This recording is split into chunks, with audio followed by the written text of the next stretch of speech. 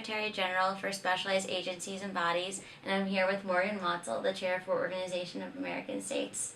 Hi guys. So we're just here to talk today a little bit about committee. So Morgan, what do you think the delegates can expect from the OAS this upcoming IL 31?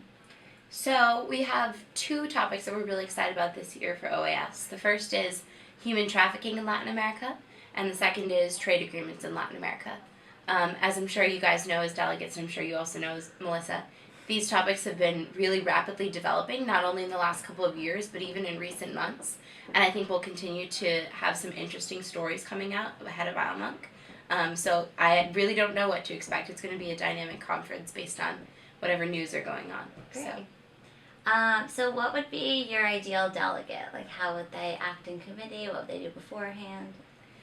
I tend to think that the best delegates come off as the most prepared because they're really able to represent their country. So having done research, not only just sort of generally in the issues, but also really understanding, Bolivia is going to have a very different position than Mexico. It's going to have a very different position than Cuba, just to give a few examples based on their political, cultural history. And I think the best delegates come in with a really strong idea of what their country's position would be on the issue and are able to advocate it. But at the same time, those delegates are also open-minded enough to collaborate with other delegates and come to comprehensive solutions. I mean, if we put all three of those countries in a room, they could be arguing for forever. So it's important to know your position, but also be willing to compromise on things that your country would be willing to compromise on. Great.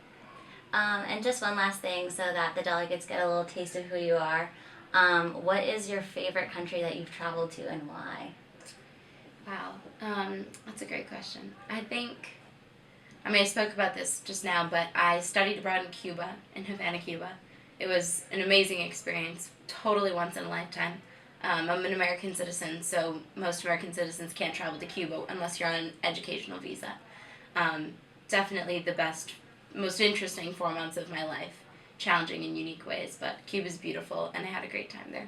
Great. Well, we look forward to seeing what you and your delegates come up with in January. Thanks. I'm excited to meet you guys soon. I shake, I shake, I shake, I shake, I shake, I shake, I shake, I shake.